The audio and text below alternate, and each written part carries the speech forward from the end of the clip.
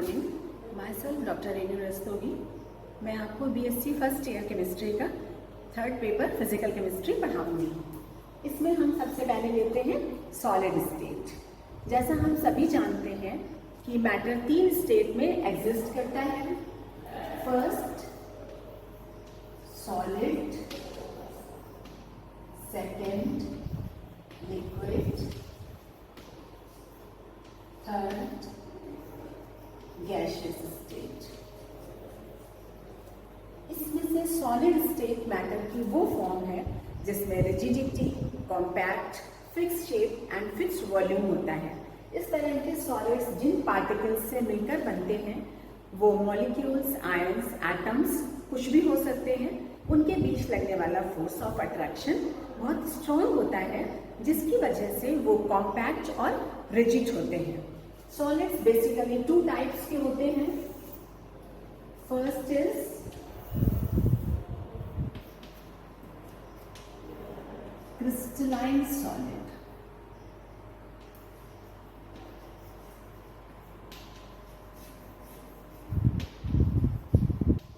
Crystalline और दूसरा होता है amorphous solid.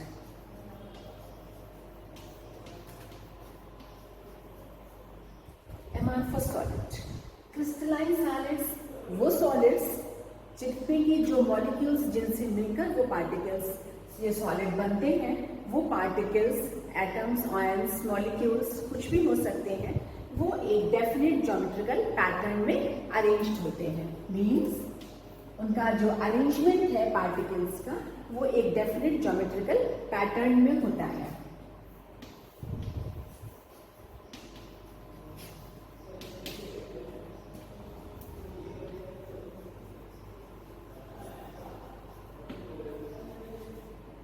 Definite geometrical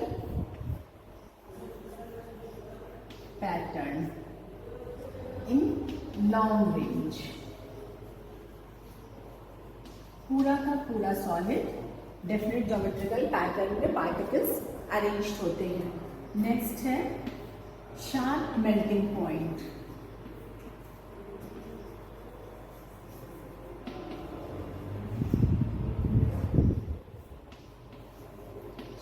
melting point, it means जो ये क्रिस्टलाइन सॉलिड होते हैं इनका मेल्टिंग पॉइंट शार्प होता है। इसका मतलब कि जब हम किसी सॉलिड को लिक्विड स्टेट में कन्वर्ट करना चाहते हैं तो हम उसको हीट करते हैं। हीट करते हैं तो वो एक पर्टिकुलर टेम्परेचर पे आके वो सॉलिड लिक्विड में कन्वर्ट हो जाता है, उसको हम मेल्टिंग पॉइंट कहते हैं। तो जो क्रिस्टलाइन सॉलिड होते हैं उसका मेल्टिंग पॉइंट शार्प होता है। इसका मतलब सपोज अगर किसी सॉलिड का मेल्टिंग पॉइंट 60 डिग्री सेंटीग्रेड है तो जब उस सॉलिड को हम गर्म करना शुरू करते हैं तो वो 59 डिग्री सेंटीग्रेड तक हमें सॉलिड स्टेट में दिखाई देता है। लेकिन जैसे ही वो 60 डिग्री पर उसका टेम्परेचर पहुंचता है पूरा का पूरा सॉलिड 60 लिक्विड में कन्वर्ट हो जाता है। इट मीन्स कि इसका मेल्टिंग पॉइंट शार्प है। तीसरी प्रॉपर्टी है क्रिस्टलाइन सॉलिड की एनआइसोट्रॉपिक इन नेचर। एनआइसोट्रॉपिक, एनआइसोट्रॉपिक मीन्स किसी क्रिस्टलाइन सब्सटेंस की वो प्रॉपर्टी जिसमें कि उसकी फिजिकल प्रॉपर्टीज डिफरेंट डायरेक्शन में डिफरेंट हो। जैसे कि अगर हमने क्रिस्टलाइन सॉलिड लिया, सपोज उसका एक डेफिनेट पैटर्न है इस तरीके से, मॉलिक्यूल्स का अरेंजमेंट हो रहा है।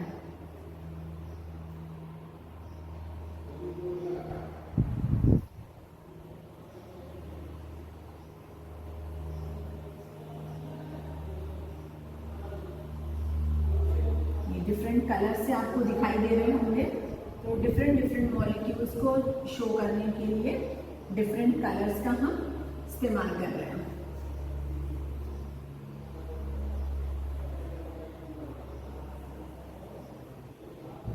इस तरह से ये मॉलिक्यूल्स आप देख रहे हैं कि इनका एक डेफिनेट पैटर्न फॉलो हो रहा है। तो इस तरह के अगर अगर हमने डेफिनेट ज्योमेट्रिकल पैटर्न वाला सॉलिड लिया है तो इसमें फिजिकल प्रॉपर्टीज जैसे कि रिफ्रैक्टिव इंडेक्स, इलेक्ट्रिकल कंडक्टिविटी, ये सब डिफरेंट डायरेक्शन में डिफरेंट होती हैं। देखिए जैसे अगर हमने ये डायरेक्शन ली तो मॉलिक्यूल्स का या पार्टिकल्स का अरेंजमेंट डिफरेंट है। इसी तरह से अगर हमने ऐसे लिया तो इनका अरेंजमेंट अलग है, इस तरह से लिया तो इनका डिफरेंट है अरेंजमेंट। तो हम देख सकते हैं कि क्रिस्टलाइन सॉलिड एनाइसोट्रॉपी शो करते हैं, इनकी फिजिकल प्रॉपर्टीज डिफरेंट डायरेक्शन में डिफरेंट प्रॉपर्टीज शो करती है। नेक्स्ट है क्लीन क्लीवेज। क्रिस्टलाइन सॉलिड को अगर हम किसी नाइफ या किसी भी चीज से उसको कट करने की कोशिश करते हैं तो उसकी सरफेस स्मूथ होती है, उसकी जो क्लीवेज स्मूथ क्लीन दिखाई देती है। इसका एग्जाम्पल है NaCl, KCl, zinc sulphide etcetera. ये तो हो गया क्रिस्टलाइन सॉलिड। अब एमॉर्फस सॉलिड,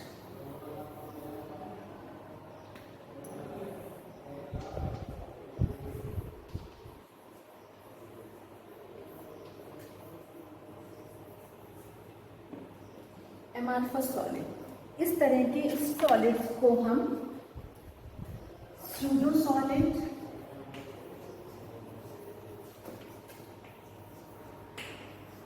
या सुपर कूल्ड लिक्विड भी कहते हैं।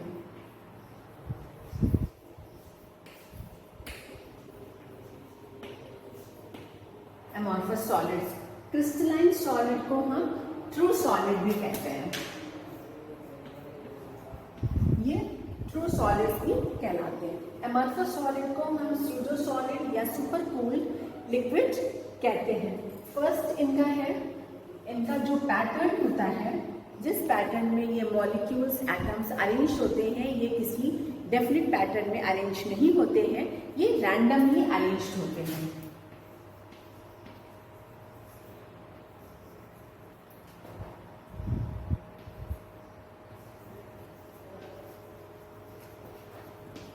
randomly arranged.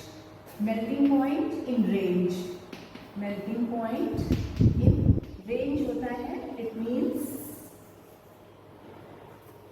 जब किसी हम एमॉर्फस सॉलिड का एग्जाम्पल होता है rubber, plastic etcetera.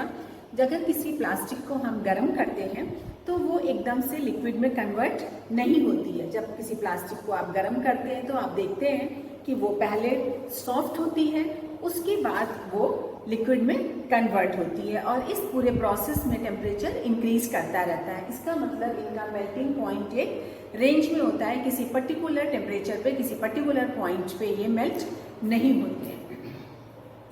Third, isotropy.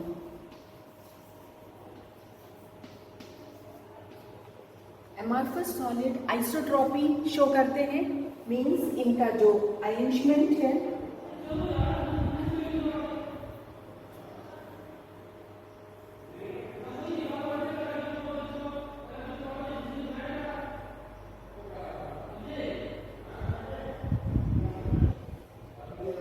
ये इस तरह से डेफिनेट पैटर्न नहीं शो करते हैं,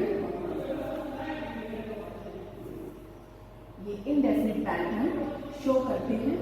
इसीलिए इसमें इनकी फिजिकल प्रॉपर्टीज डिफरेंट डायरेक्शंस में सेम होती है। नेक्स्ट है अनक्लीन क्लीवेज।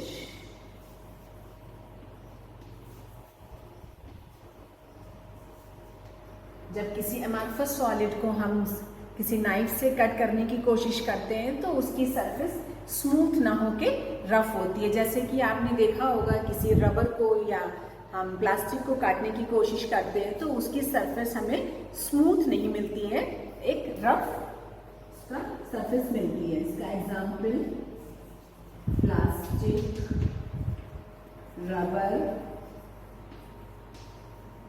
Foam etcetera. ये तो हो गया क्रिस्टलाइन सॉलिड और एमॉर्फस सॉलिड। क्रिस्टलाइन सॉलिड को हम ट्रू सॉलिड्स भी कहते हैं, इसीलिए जब कभी भी आप सॉलिड के बारे में पढ़ते हैं तो इसका मतलब हम क्रिस्टलाइन सॉलिड की बात कर रहे हैं। आगे भी जो हम पढ़ेंगे वो हम क्रिस्टलाइन सॉलिड के बारे में ही पढ़ेंगे।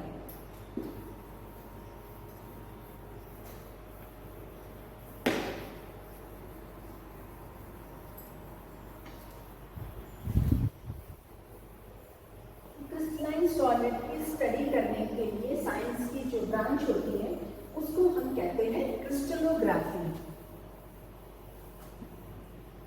The science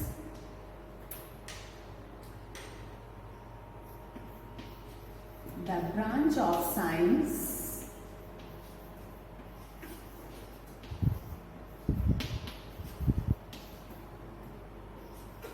which deals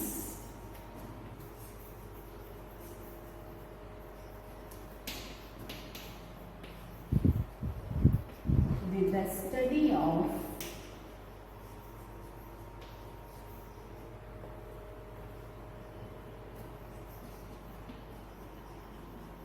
geometry, structure,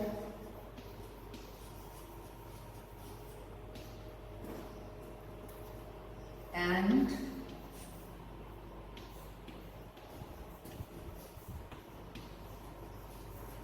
properties of crystalline solid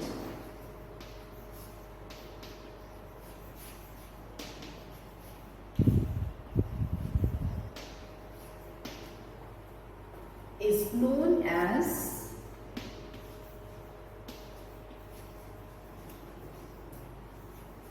crystallography.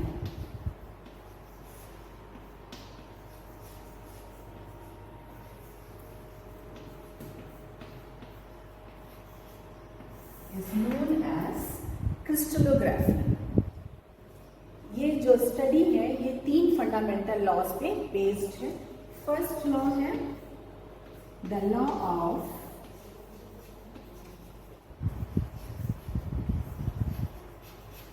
constancy of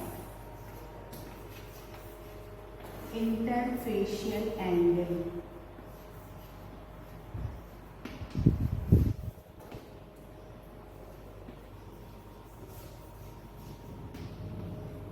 Next है the law of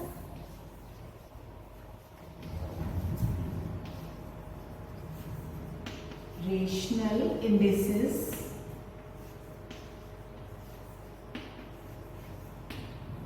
and third law the law of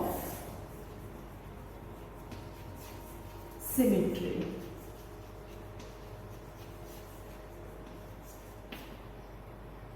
इन तीनों लॉज को पढ़ने से पहले हमें कुछ बेसिक टर्म्स को जानना जरूरी है जो मैं आपको नेक्स्ट वीडियो में बताऊंगी।